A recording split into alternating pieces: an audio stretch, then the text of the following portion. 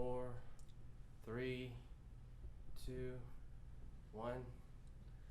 So this is the continuation of our interview from last time. We didn't get to finish it, which is I'm happy. We're here again in Cal State Fullerton. And congratulations on your meeting with I an guess I'm not allowed. aerospace company up in the Yes, valley. yeah, because I'm not allowed to mention. I know how it works. I used to be DOD. What are the commercial applications that are foreseeable in the next century concerning Mach effect thrusters? That's my first question. See, I go for the jugular right away. That's okay. The first commercial application of this will be to produce small thrusters that are mounted in arrays so that you get respectable amounts of thrust out of the array. And they will probably be used for things like orbit boost and orbit maintenance for satellites, orbit transfer, things of that sort. The nice thing about them, of course, is that they will not require a lot of propellant that you blow out a tailpipe. All you will need is solar arrays to collect energy from sunlight and then run the devices, which interact, as we've already discussed, with distant matter in the cosmos in a semi-instantaneous sort of way. When that happens, people will figure out that the physics that makes the thrusters possible also makes possible the fabrication of wormhole generators and warp drives if you're interested in doing that sort of thing. Good wormhole generator, of course, is much better than any warp drive that you can build. And that will happen a lot more quickly, I suspect, than most people think would take place. Most people who talk about this stuff, if they give a timeline at all, talk about wormhole generators as being hopelessly far in the future, warp drives perhaps in 100 to 200 years, and so on. And of course, they don't talk about thrusters at all. The fact of the matter is, however, that the only two proposals to do this stuff that I'm aware of that are on the table at this point is the one that I have advanced and Heidi Fern and some others have joined me on in supporting that the physics is reasonable, and then the so-called quantum vacuum plasma thruster conjecture, yes, that Sonny White and Hal Puthoff have been pushing. Well, Sonny at least has been pushing for several years now. There are compelling reasons to believe that that's wrong. But whether it's right or wrong doesn't matter. If you look at Sonny's work, what you discover is that when he starts talking about warp drives, he starts talking about something that he calls phi, and it occurring in an equation as d phi dt, and that term in the equation is squared. What he's not telling you is that he's talking about the third term in the Mach effect equation. So no matter how you cut it, doing the really exotic stuff is going to involve Mach effects. So the question is, are they real? And he's trying to show that in effect that equation is valid by assuming that the operation of the other terms in the equation is on the basis of his quantum vacuum plasma. And Heidi and I are doing it on the basis of the first two terms that don't involve a quantum vacuum plasma or any such nonsense. And basically you're saying it's quite simple. It's not violating general relativity. No. You don't need any kind of these exotic, No. esoteric ideas almost, No. very non-scientific. To get to warp drives and wormholes, you have to understand that the nature of matter is that locked up in what we think of as everyday matter is an enormous amount of negative rest mass energy. And that's based on the Arnowitz-Desser-Misner theoretical model of an electron that is an exact general relativistic calculation. Okay, if you use a positive bare mass, so-called, for the ADM model, what you end up with is a mass for the electron which is hopelessly unrealistic. It's a factor of c squared numerically, larger than the observed mass of the electron. If you use a negative bare mass for the electron in the ADM model, what you find is that you can get back the actual electron rest mass, not something that's much, much larger. And what you discover is that that bare mass, in principle, can be revealed simply by screening the electron in question that you're interested in from the action of the gravitational field of the rest of the universe. Right. When you do that, you get this horrendously large negative bare mass. Okay, so it only takes a modest amount of regular matter screened from the action of the distant matter in the universe, and you can get gobs and gobs, and you can get a Jupiter mass of negative rest mass matter, and that's what you need to make, as Kip Thorne calls them, absurdly benign wormholes. Yeah, because of that basically request from Sagan for that book, and out came the law of the land when it comes to Yep. Einstein-Rosen bridges. Yep. Okay. Hold on, let me cut. So this is my second question. Was it much easier during the Cold War era to be given government funding concerning these exotic propulsion research? No, it's never been easy. Government funding actually took place of the so-called gravitational research with the at least ulterior motive of figuring out how to manipulate gravity. Back in the 1950s, the Air Force started a program of experimental and theoretical investigations into gravity that was housed at Wright-Patterson Air Force Base in 1957. And they actually went out and hired a reputable general relativist whose name I'm blocking on at the moment. He was at Syracuse University, colleague of Peter Bergman, who had worked with Einstein at the Institute for Advanced Study in the 30s and so on. And that lasted until it was 1962 or 1963. I'm not sure which, at which point somebody got wind of what they were up to and shut it down. Of course. And as far as I know, since then, there has not been significant funding to support research in gravitational physics where the intent is to figure out how to modify or control gravity. But my question is, why the fear? It's not fear. If you understand general relativity the way most people do, which I add is not the way Einstein understood his theory. You look at it and you say gravity manipulation and gravity control is nonsense. It's, wasted effort, misspent money, what have you. People involved in it should really be candidates for the Iggy Award and so on.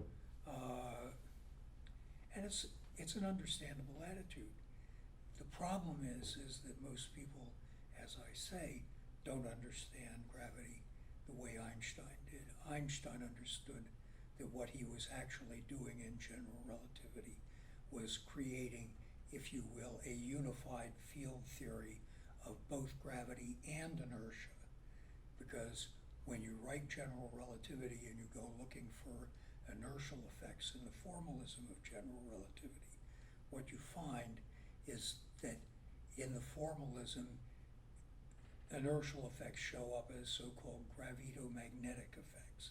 That is to say, inertia is the analog to the magnetic field in electrodynamics, whereas gravity as we normally think of it, Newtonian gravity and so on, even the warping of space-time by local concentrations of matter, that's the equivalent in electrodynamics of the electric field, okay?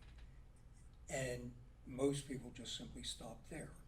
And if you stop there, you can get into all sorts of trouble and do some really dumb stuff, okay? If you understand the theory the way Einstein intended the theory, and in fact the formalism is constructed to embrace inertia, that was his point in creating the theory, then you say, that means that when I push on something, that force that I feel pushing back is a gravitational action of distant matter in the universe, and it's as big as a force that I apply. It's not some utterly minuscule little force that has to be detected, if it can be detected at all, with amazingly sensitive and accurate instruments, most of which have probably not yet been created. Right. Okay, so that's the key to the whole thing, is understanding that you can produce gigantic gravitational forces if you just push hard and fast enough on something, even of modest mass to start out with. And actually, that's for our next interview. That's obviously not this one. I do want to talk about that, about the relationship between inertia, gravity, and space-time. Yes. So, okay. because I did read your paper last night, and You did read the it was paper. great. Yes. It was great. Yeah, Because I didn't see it that way. Yeah, one of the people who I had read it not long after it was written, no, that was another, he commented, I'll bet you really had fun writing this. Yeah, it was funny because I never saw it that way, and I took a lot of math in college. Yeah, no, it's not the way most people understand general relativity, and it's not Einstein's fault that they don't understand it the way he intended, because he was out there saying this is the way it is. If you have a gravitational field, you have space-time, but you can never have space-time without a gravitational field, because the gravitational field is the space-time. Yeah, the gravitational field is a Yes. space-time. Inertia and gravity is space-time. Yes.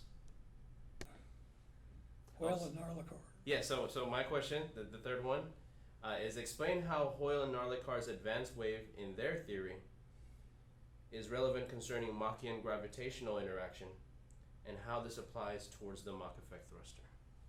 Okay. First, you need to know what Hoyle and Narlikar's theory yes, is. I really don't care about the viewers. I do this YouTube channel is for me and for basically graduate students, so. Okay. Yeah. Hoyle and Narlikar's theory is constructed on the basis of Richard Feynman and John Wheeler's so-called absorber electrodynamics. In 1938, Paul Dirac wrote a paper published in the Proceedings of the Royal Society, I think, on the problem of the self-energy of elementary particles, the self-energy of the electron.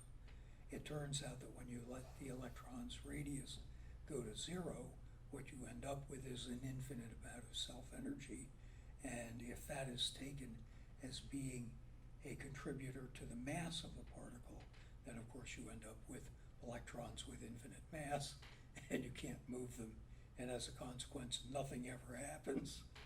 Okay, so Dirac said, aha, what we'll do is we'll try and work this out by introducing a completely formally legitimate set of solutions of these field equations called advanced solutions.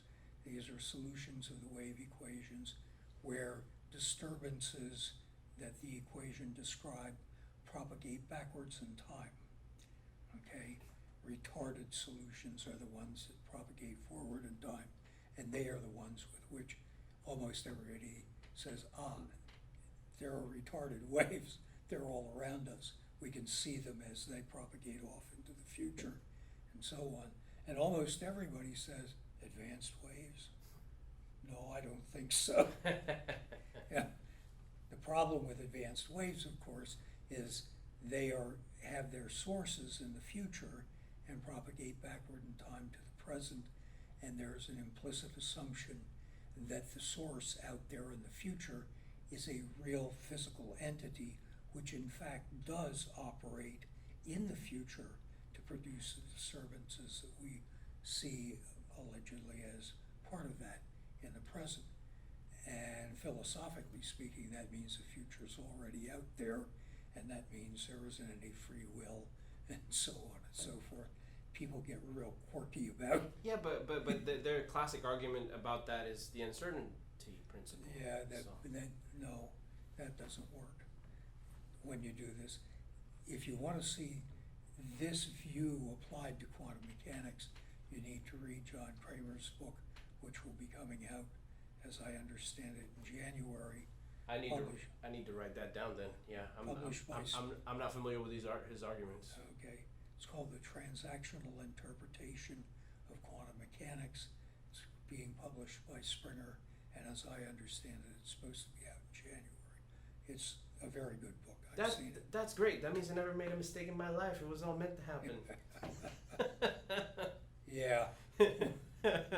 Yeah, what happens to physicists who fool around with this stuff is, as youngsters and early adults, they're taken by the weirdness of advanced solutions and so on. Right. And they decide, yes, that's probably the way reality is.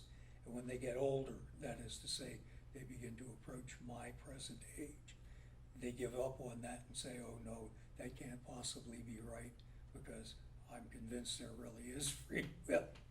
Yeah. Yes, there are several people. Because I've accumulated all this capital. I Whatever. have this family and kids. It must be real. Yes, yeah. whatever. Gotcha. In any event, I have not yet reached that stage. I Awesome. think John's right.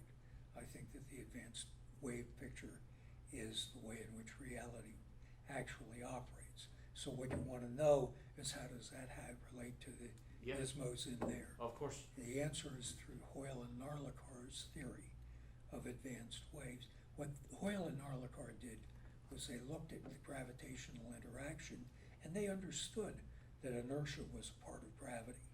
They said, aha, but when you push on something, it pushes back instantaneously. How can you explain that? Well, the simple-minded way to explain it is to say there's a gravitational field due to all of the matter out there in the universe that's here and now, but it was created by all of that matter in the distant past. That is to say, you literally look out into the universe, and as you look out into the universe, you are looking along what's called the past light cone. You're seeing light coming from wherever it is you're looking that was emitted at some time in the past and is just now showing up here. Okay? So you're looking, actually, technically, the integration is out the past light cone to something called the particle horizon. The particle horizon is that distance out the past light cone from which stuff traveling at the speed of light can just make it barely here and now. Okay? Any stuff that's further out, you don't see. Okay? This is what I call the pre-existing field condition, because in effect, all that stuff out there creates a field which already exists here before you do anything. And one way of looking at this is say, now if I push on something, that field is here to act on it. And when you understand that an inertial interaction is the magnetic analog interaction, it's easy to understand why you don't see the evidence for that field, except when you accelerate things. Right. Okay? There's another way of looking at this, and Hoyle and Narlikar went with this back in the 1960s. Actually, they modeled their work on some work by a guy named Hogarth, who a year or two earlier had started speculation in this direction. And that view is that what happens when you push on something here is that a gravitational disturbance goes propagating out into the very distant matter, but not along the past light cone, because that's traveling backwards in time, along the future light cone. Okay? So the disturbance goes wandering off into the future at the speed of light, and eventually the disturbance makes stuff out there in the far distant future wiggle a little bit. Okay? And when it wiggles, it sends another wave out into the future from its location, but it also sends an advanced wave into the past.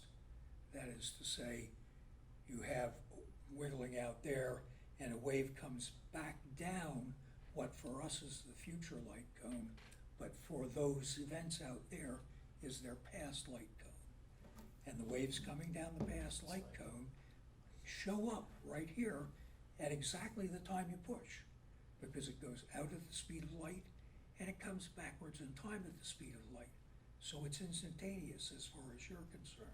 But in fact, what you're doing is you're making stuff out in the far distant future wiggle a little bit. Okay? What a Mach effect thruster does is it takes advantage of being able to wiggle matter out there in the distant future and have it affect what's going on in our present. Okay? And now you couple that with the idea that inertial responses are gravitational responses, and what you're doing is you're interacting gravitationally with the most distant matter in the universe when you do something which appears to be a purely local sort of interaction. Okay? And if you do everything just right, you can make the rest mass of the thing here in the present appear to fluctuate a little bit, and you can act on it when it's either a little bit more massive or a little bit less massive. And if you do this periodically, you can produce thrusts like that.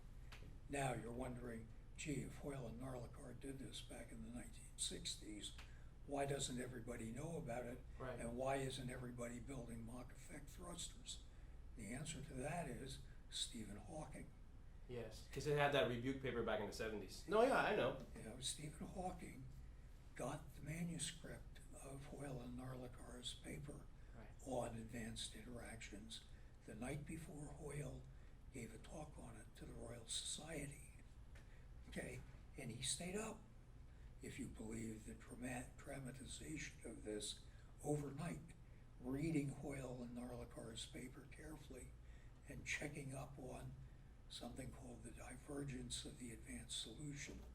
That is to say, when you send a gravitational disturbance out into the future and it's traveling at the speed of light, it can go as far as it can get, which is infinitely far when you think about the universe in the terms that people did in the mid-1960s. Okay? That means since gravity disturbances are not attenuated by matter, gravity from the sun, for example, is unaffected for an astronaut out there on the moon in the shadow of the Earth. That is to say, the gravity of the sun passes right through the Earth and acts on the astronaut as if the Earth weren't here. Of course, the Earth acts on the astronaut out there on the moon far away from the sun at the same time, but that's a linear superposition. You just add that on. There's no influence of the Earth on the gravitational effect of the sun, even when the Earth is interposed between the sun and whatever you're looking at. Okay? What this means is when you push on something and a gravity disturbance goes propagating off into the future, no matter how much crud there is between you and any particular volume element you're interested in, the disturbance will get there. And it'll make that stuff wiggle, and it'll send a signal backwards in time, and so on. And it takes no genius at all to figure out that if what I've said is correct, that signals from infinitely distant matter make it back to the source. And so what you have is a wave coming back from all that junk out there, which is infinitely large. It's not just equal to or some fraction of the initial disturbance. The solution is? All right. Hawking was right. Okay? The advanced solution does diverge in Hoyle and Narlikar's theory. And of course, as a result, nobody paid much attention to Hoyle and Narlikar's theory. Yes. Yes. Okay? And the problem is, how do you solve that problem? Okay? And I should mention as an aside that I, after blundering around in this stuff for several years, realized that this really was a serious problem. I even wrote a paper on it called Killing Time, published in Foundations of Physics in 1996, where it's the central focus of the paper. Gee, there's a problem here, what do you do about it? Turns out the answer to the question, how to solve the problem, is the accelerating expansion of the universe.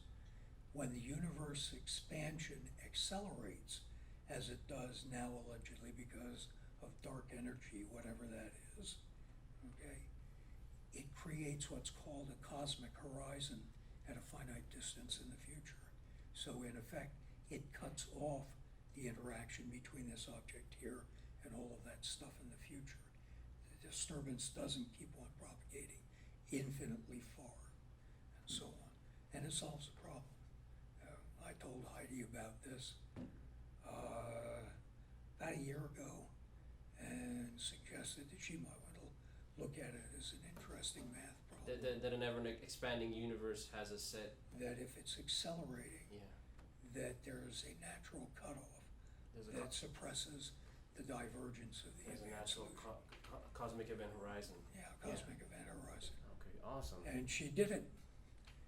Okay, so which brings me to question number 4. We're more than halfway done. And these are basic, simple questions now. Would you be interested in being featured in a scientifically accurate science fiction film? I know that's an oxymoron because it's science fiction in there. Would I be willing to retool myself as an actor in the modern world? No. Awesome. I think it's a simple answer. No, that's a great answer. Get an actor who knows what the hell they're doing. Yeah, not even a cameo appearance? That's just fine.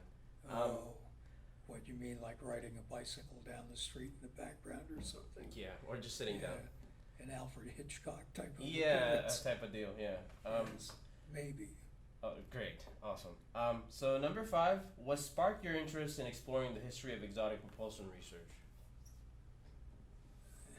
What sparked my interest Yeah. in looking at the history, actually it turns out to be the history of gravitation.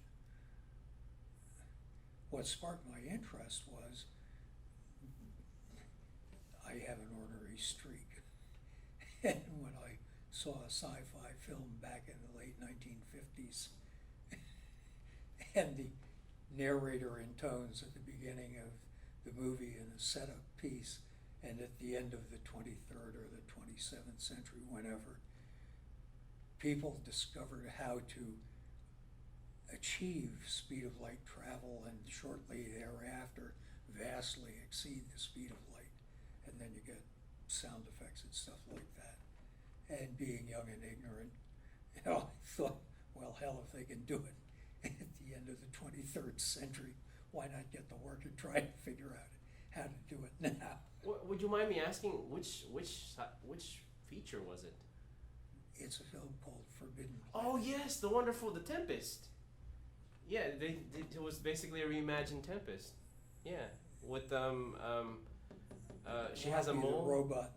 Yeah, Robbie the robot and the Nielsen, the comedian. Yes. And what is her name? She's so cute. She just passed away. I don't recall. She's it's on the tip of my tongue. Yes. No, and a friend of mine, I related this story to some folks not too long ago, and a friend said, yes, and then you spent the next 60 years finding out why. It's not until the end of the 23rd century. Yeah, that's people hilarious. do this. Yeah, no, what is the name? What is her name? I mean, she's one of my godfather, the one I just buried. She's, Anne Francis. Anne Francis. Yeah, 'cause she had that cute mole and yes. And Walter Pigeon was the dad, Prospero. Like, he was like the Tempest guy, right? Yes. Okay, cool. Well, that's really awesome. That's worth of note. I'm gonna ask if the group was involved in that. Because Bradbury's group. I don't know if they were involved. I don't know. I'm gonna. All I can say to you is I can remember thinking that at the time, and there was absolutely no rhyme or reason or brilliant insight or anything like that involved. Just a mild ornery streak. No, I was just gonna say, like, Anne Francis is worth crossing the sea of suns. She's plenty cute. But which brings me to question number 6. We only got 3 more, 2 more after that. What are the practical weapons applications for your research? Sorry, I had to ask. But I mean, you know how it is. That's all they care about. I mean, I'm a former DOD. No, the military applications of being able to open absurdly benign wormholes between wherever you happen to be and anywhere and any when you want to go to is you can surprise tin-horn dictators while they're taking a bath and blast the Jesus out. Oh man, that's hilarious. This is like a Joe Rogan bit. It's like punching Adolf in the Actually, he's in you the can water head closet. Adolf off. Huh? You can go into the records office at the Vienna Art Institute and redraft his rejection letter. And Yeah, get it and accepted. that would solve a lot of heartache in the world. Correct. Yeah, that sure would would. save 70 million people. Yeah, Yes, it sure would. it sure would. Right. It's just a frustrated artist.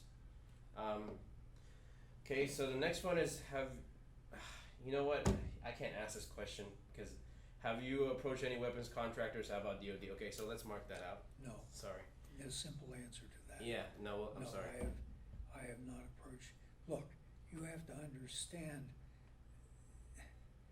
that for almost the entire time that I and others have been working in this area, trying to do this sort of stuff, that we've been regarded seriously askance by anybody who considers themselves an upstanding member of the Main Street. Oh yeah, no, community. I get it. You're behind the And Tobias's crackpot index, right? Yeah. And the result of that is that military and weapons contractors get advised by people who look seriously askance at this stuff. Right. You know, so, you know, it's not been an issue of any particular concern. Well, I mean, going for the jugular, which is my last question for the interview of today. The inertia and gravity space-time thing is some other day. But if you can pick the heading of your headstone, what would it say? What would my epitaph be? Yep.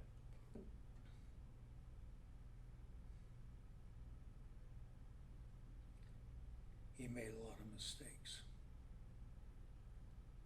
Means he knows a lot too. Hopefully I've learned a little bit from all those mistakes. Thank you, Professor.